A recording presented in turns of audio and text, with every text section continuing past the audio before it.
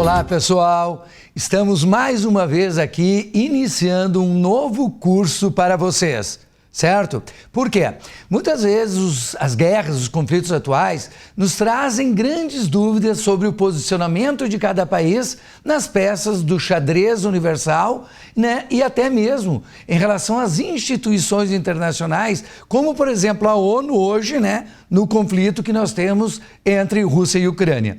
Por isso nós resolvemos fazer, tá, um novo curso, tá? Esse curso aqui, que é o curso sobre guerras modernas e a definição da geopolítica na modernidade. Por quê? Para nós sabermos quando as nações se tornaram hegemônicas na Europa, quais os conflitos mais importantes nesse, né, xadrez geopolítico europeu durante o final da Idade Média e o início da Idade Moderna. Então, gente, eu espero que vocês aproveitem muito o nosso curso. Certo? Acompanhe, tá? Cronologicamente os conflitos e dessa forma a gente vai entender bem mais, tá? O posicionamento dos países em determinados conflitos. E tudo, né, bem explicadinho, mostrando que cada país sempre tem os seus interesses econômicos e políticos, ou seja, geopolíticos, em cada conflito. Certo? Então, seja bem-vindo, bora aprender história. Então, gente, o primeiro conflito que nós vamos estudar é exatamente aqui a Guerra dos 100 Anos. Um conflito que foi entre 1337 e 1453. Na verdade, é um erro, né? Como eu sempre coloco, Guerra dos 100 Anos. Porque ela durou cerca de 116 anos. E não foram 116 anos de conflito, gente, ininterruptos. Então eles lutaram 15, pararam 5, depois lutaram mais 20, pararam 10 anos. Certo? Como eu vou mostrar para vocês aqui. Então, de forma bem didática, eu vou te mostrar. Causas da Guerra dos 100 Anos, tá? A primeira causa, gente, como diz aqui, é a disputa pelo trono da França. Por quê? Porque em 1437, por volta de 1437, morreu o último rei da dinastia Capetinga. Vamos dar uma olhada aqui, gente? O rei Carlos V. Qual é o problema disso? Que naquela época, tá, quando morreu Carlos V da dinastia Capetinga, não existe mais descendentes dessa dinastia. Dá uma olhada aqui, certo? Por isso a França colocou uma nova dinastia chamada Valois. E sim, daí? Tudo bem, a França tem direito? Tem. Mas o problema é que existia um descendente, tá, do rei Felipe IV Belo da dinastia Capetinga. E esse descendente, dá uma olhada, gente, era exatamente quem? Certo? O rei Eduardo III, rei da Inglaterra. Desculpe, gente, se existe um descendente de Felipe IV Belo Capetinga, que é o rei da Inglaterra, Eduardo III, ele tem que ser o quê? O rei da França também, ele é o descendente. Só que daí, né, pessoal, os franceses inventaram uma lei chamada Lei Sálica, que diz que nenhum rei pode assumir por via materna. Tá, isso é uma invenção, na verdade, que eles tiraram lá de séculos atrás, certo? Lá dos francos. E aí o que aconteceu, certo? O Eduardo III da Inglaterra reivindicou o trono francês para si, certo? Beleza, essa é a desculpa. Mas na prática, a verdadeira causa, gente, é aquela região de Flandres. Vamos dar uma olhada no mapa, gente? Lá em cima, ó. Certo? A região de Flandres, onde hoje fica mais ou menos a Bélgica, a Holanda, Luxemburgo, é uma região, era na época uma região, certo? Riquíssima em produção de quê? De tecidos. Dentro da questão, né, do renascimento comercial e urbano. Então analisa bem lá em cima, gente, na ponta da França, a região de Flandres. E a região de Flandres, ela era feudatária. Ela pagava impostos, ela era vassala, né, entre aspas, da França. Tá? Dá uma olhada lá. Mas Flandres, gente, comprava muito lã da Inglaterra. Então Flandres pertencia à França, mas tinha grandes relações econômicas com a Inglaterra. Comprava lã da Inglaterra para produzir tecidos então, certo? Então, os dois pontos. Sucessão do trono francês e disputa pela região de Flandres. Um outro detalhe, gente, que eu vou te mostrar agora também, é que a Normandia e a Bretanha eram feudatárias da Inglaterra. Então, gente, vamos voltar aqui, dá uma olhada. Aquela região em verdezinha aí, tá, gente, em rosa, eram regiões, tá, que eram ligadas também por vassalagem ao rei da Inglaterra. Então, os normandos dominaram a Inglaterra, né, os plantagenetas, e a região, por exemplo, ali, gente, que tu tá vendo aí, ó, a Normandia em verdezinho, pertencia ou era feudatária, tá, da Inglaterra. Então, é um período, gente, de formação das monarquias nacionais. Certo? E aí, então, os principais conflitos desse grande conflito internacional. Vamos dar uma olhada lá. Primeiro, gente, tá? A fase, nós chamamos de 1337 a 1360. Foi um período, vamos ler junto, onde Flandres, Normandia e Bretanha deram apoio à Inglaterra. Certo, gente? De Eduardo III. Também é importante, gente, que a Inglaterra venceu as batalhas de Crécy, tá, gente? Cresce em 1346. Por quê? Dá uma olhada lá. Porque naquela época os ingleses tinham uma superioridade em batalha, que eram seus arqueiros, certo? Com os seus novos arcos e flechas. Então analisa a figura. E aí os arqueiros ingleses derrubaram facilmente, né, os cavaleiros, a cavalaria pesada da França. Então nessa batalha, certo, gente? E posteriormente na batalha de Poitiers, em 1356, analisando novamente, tu tá vendo aí as flechas, né, dos arqueiros ingleses derrubando exatamente os cavaleiros franceses. Então a Inglaterra nessa frase, tá, gente, simplesmente se tornou dominante, conquistou vários territórios. E aí então, gente, tá, eles tiveram que terminar ou na verdade terminar não, certo? Dar uma pausa no conflito por dois motivos. Vamos ler junto, gente, tá? A peste negra e a revolta dos servos, tá? Por quê? Porque, e tu imagina, por que teve a revolta que nós vimos em aula, a revolta de Jacquerie na França e a revolta, né, gente, de Wat Tyler e John Ball na Inglaterra? Porque os nobres iam para a guerra, beleza? E aí não tinha quem protegesse os servos e vilões. Então tinha muitos assaltos, vilões, né? Tinha muitos conflitos, estupros, e aí então a população, o povo se sentiu desamparado, certo? E também porque os reis e nobres aumentaram muitos impostos, certo? Aumentaram os impostos para exatamente patrocinar a guerra. Então é por isso, gente, tá? Que Carlos V, certo? Reconhece o domínio inglês nos territórios conquistados pela Inglaterra. E a Inglaterra, de Eduardo III, teoricamente desiste, tá, de pleitar, ou seja, de querer o território, né, na verdade, o trono francês. Então, nessa forma, gente, tá, eles assinaram, então, em 1360, como tu tá vendo aqui, tá, a Paz de Bretagne, certo? É mais ou menos assim a pronúncia. E aí, então, eles deram uma pausa, tá, gente? E aí, terminou temporariamente a Guerra dos 100 Anos, ok? Então, gente, aqui estão os territórios conquistados pela Inglaterra, tá? Em 1360, certo? Como tu tá vendo lá, então. A França era em amarelo e aqueles territórios ali, gente, tá? Perto de Flandres, tá? A pontinha aí, gente, que é a Bretanha. E essa região aqui embaixo, da Aquitânia, pertenceram, então, a partir desse tratado de 1360, à Inglaterra, ok? Então, vamos à segunda parte aqui. A segunda fase, gente, ela vai de 1369 a 1389, mais ou menos 20 anos. Tá? Então, depois de 9, 10 anos, eles voltaram aos conflitos. O que nós temos? O rei Carlos V, tá, desiste do tratado e vai à guerra. E reconquista os territórios perdidos anteriormente. Correto?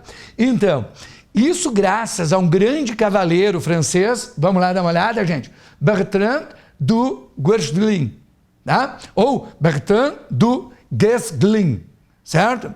Esse grande, né? A pronúncia dele é colocado de várias formas, mas é um grande cavaleiro conhecido como o Cão Negro, tá? De Brocéliande.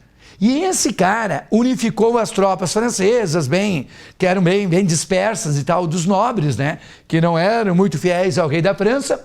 E aí, então, derrotou também o rei de Navarra, certo? O outro território ao sul, Carlos I, que também reivindicava o trono francês, certo?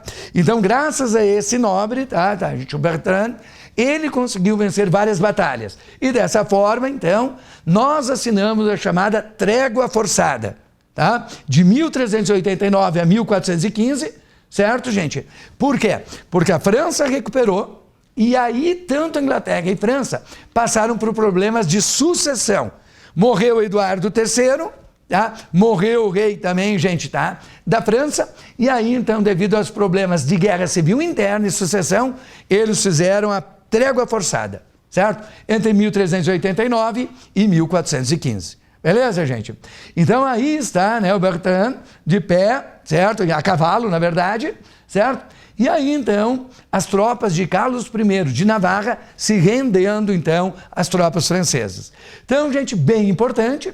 E aí então foi um período em que a França contra-atacou, atacando, como está vendo nessa imagem, inclusive o litoral da Inglaterra. Beleza? Digamos que a França venceu essa segunda fase e recuperou, então, os territórios perdidos.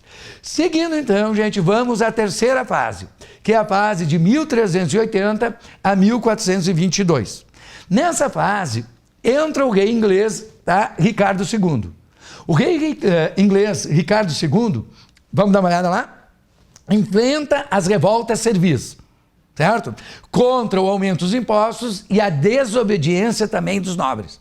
Então, o Ricardo II, gente, ele teve, da Inglaterra, teve o problema dos nobres, né, que não queriam mais pagar impostos e ir para a Guerra dos 100 Anos, e também a revolta chamada, conhecida, né, como Wat Tyler e John Ball.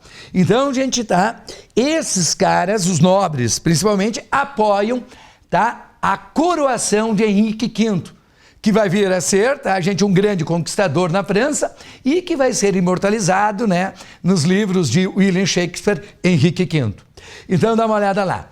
Na França, governa Carlos VI Louco. Por quê? Porque ele realmente tinha problemas graves de loucura, certo? E aí, então, eclodiu uma guerra civil entre, tá, os partidários, chamado Armagnacs, certo? Que apoiam, tá, a família de Orleans. E os borguinhões, que estavam ao lado da região de Borgonha e que apoiavam, de certa forma, tá? De certa forma, apoiavam, então, a Inglaterra. Por isso, em 1415, muito importante, Henrique V, rei da Inglaterra, desembarcou na Normandia, certo? E invadiu a região da Normandia, a região norte, e invadiu, gente, tá?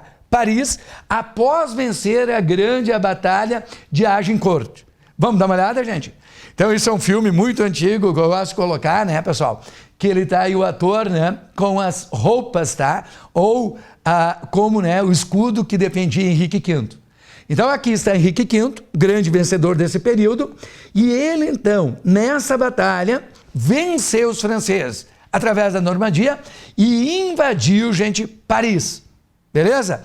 Por isso, em 1420, foi assinado o Tratado de Troyes. O Tratado de Troyes, no qual a França reconhecia o domínio inglês sobre o norte, como nós falamos, a Normandia, e também Henrique V casa com Catarina de Valois, certo, gente? Aqui está o casamento. E aí ele tenta, tá, com o casamento com Catarina de Valois, estabelecer um acordo com a Casa Valois e evitar as guerras posteriores. Então, nessa fase, Henrique V da Inglaterra vence e conquista o norte, região da Normandia. Beleza? E aí nós chegamos, então, gente, tá, à última fase, que vai ser caracterizada pela vitória francesa na Guerra dos 100 Anos. Marcos, por quê? Dá uma olhada lá. Porque surge do lado francês uma grande heroína popular chamada de Joana d'Arc, beleza? Que, como todos vocês já sabem, era uma camponesa, né? A Virgem de Orleans, como ela foi chamada, apelidada, e ela então cortou o cabelo, já vou te mostrar, né? E ela dizia ouvir a voz de Deus. E ela passa a comandar e unificar as tropas francesas na luta, então, contra a Inglaterra. Então, ela faz o cerco e a vitória de Orleans no ano de 1429. E graças a ela, ela consegue a coroação de Carlos VI, certo? Substituindo o rei o Louco. Então aqui está, gente, Joana d'Arc, numa figura, então no cerco a Orleans. Olha ela aí defendendo, chamando a bandeira, com a bandeira, né, a flâmula francesa, chamando os soldados para tomar então a fortaleza de Orleans. Dá uma olhada lá, gente, tá? E essa imagem é muito importante, muito legal, porque tá aí o Carlos VII sendo coroado, Valois, né? Era apenas um príncipe, e ela aí, Joana d'Arc, de pé, então, né? Com a bandeira francesa, então, né? Valois, certo, na verdade, e aí então, gente, com a coroação que nós temos de Carlos VII. Então, nesse momento, eles, a França, saíram vitoriosos, graças, né, a Joana d'Arc. Dá uma olhada lá. Qual foi o problema? Que em 1430, Joana d'Arc foi presa, tá, pelos borguinhões de Borgonha, que eram ligados à Inglaterra. E aí, então, foi entregue à Inglaterra, e lá ela foi julgada pela Igreja Católica e pelo governo inglês como herege. Diziam que ela estava ouvindo a voz, na verdade, gente, do demônio, e não de Deus. E aí, gente, queimaram ela 3 vezes na fogueira. Marcos, por que 3 fogueiras? Para não sobrar nada dela, certo? Porque era a grande heroína, certo? O baluarte, a força da França nesse período, certo? E aí mataram ela para não sobrar nada. Mas mesmo assim, lá em 1920, século XX, ela foi então santificada e hoje ela é uma santa da Igreja Católica, ok? Então dá uma olhada lá, gente, bem importante, condenada pela Santa Inquisição, certo? Mas a França novamente vai ao ataque e na Batalha de Formigny, vamos dar uma olhada, gente, em 1450, tá, gente? Bem em cima, tá? Em amarelo. Bem lá na Bretanha, naquela pontinha lá, tá vendo? Então, nessa batalha, eles expulsam os ingleses da região da Normandia. Beleza? E logo depois, vamos dar uma olhada aqui, voltando, né, gente? Eles também vencem uma grande batalha chamada Castillon. Nessa batalha, em 1453, ano do fim, tá? Oficial da guerra dos 100 anos, eles vencem em Castelhão, vou mostrar para ti a imagem aqui embaixo, ó, e eles conquistam então a cidade de Bordeaux, estão vendo? E aí então eles libertam a Aquitânia, essa região, e reconquistam para o rei da França. Então essas 2 batalhas, gente, Formigny e a batalha de Castelhão, perto de Bordeaux, fazem com que a França, os Valois, tá? Carlos VII, vencem a chamada Guerra dos 100 Anos. Por isso os ingleses abandonaram o conflito devido à eclosão da Guerra das Duas Rosas, que a gente já vai estudar daqui a pouco, né, gente? Que é um conflito interno, uma guerra civil que vai durar 30 anos. Então, digamos que a França venceu a guerra, tá? A Inglaterra perdeu e ainda entra numa pindaíba desgraçada chamada Guerra, tá, das Duas Rosas. Então, nesse momento, gente, tá, as grandes consequências. Vão lá comigo. Primeiro, fortalecimento dos reis. A Inglaterra perdeu. Mas nesse período, gente, ocorreu uma decadência da nobreza como classe política e social. E aí, então, os reis criaram exércitos nacionais e profissionais. Vamos lá, gente? E aí submeteram a nobreza ao seu poder. Por isso, os reis, tanto da Inglaterra e da França, fortaleceram o seu poder. A nobreza enfraqueceu por quê? Primeiro, gente, foram 116 anos de conflito. E aí a nobreza tinha que mandar soldados, cavaleiros, os gastos eram muito grandes. E muitas vezes, gente, é importante que quando tu está numa batalha na época, tu vais te lembrar que tu não queria, tu era um cara da infantaria. Teoricamente, se tu puder derrubar o cavaleiro e prendê-lo, é muito importante. Porque tu poderia o quê? Sequestrá-lo e exigir o resgate. Então, gente, isso não é uma brincadeira, tá? Naquela época, tá? Foram centenas e centenas de famílias de nobres que tiveram que pagar muito dinheiro em resgates por membros da nobreza presos, aprisionados, tanto do lado inglês como do lado francês. E isso enfraqueceu o poder econômico, social e político da nobreza, tá? Então, olha o rei ali feliz, centralizando, tá, o poder. E aí também relembrar da revolta dos servos devido ao aumento dos impostos e à insegurança violenta durante o conflito, como te expliquei, porque a nobreza não estava presente, estava na guerra, não estava presente para então, tá, gente, protegê-lo. E aí do lado, então, tem a nossa figurinha, tá, que mostra, então, a Jacquerie, certo? E a Wat Tyler, que eram as 2 grandes revoltas de servos. E o grande ponto, vitória da dinastia Valois, Está ali o brasão deles, como tu está vendo, então, certo? E na Inglaterra, além de perder a guerra, né, eclode a guerra das duas rosas entre aquelas duas famílias ali, certo? Então, os Lancaster, a rosa vermelha, e os Yorks, a rosa branca, que é o conflito que vai durar 30 anos, tá? E eu vou te explicar logo, logo também. E de lambuja, gente, estava me esquecendo, tá? Vou te dar de presente essa linda iconografia sobre a Guerra dos 100 Anos, com as causas, né, os principais conflitos e as principais, então, consequências da guerra. Então eu espero, gente, que vocês tenham gostado muito dessa explicação aprofundada da Guerra dos 100 Anos e sempre, gente, nós vamos cada vez mais, certo? Abrir cursos para vocês gostarem, para vocês aprofundarem e terem prazer estudar história. Então, como eu sempre falo, gente, bora aprender história com qualidade no História para Valer. Logo, logo já nos encontraremos para o próximo conflito. Valeu!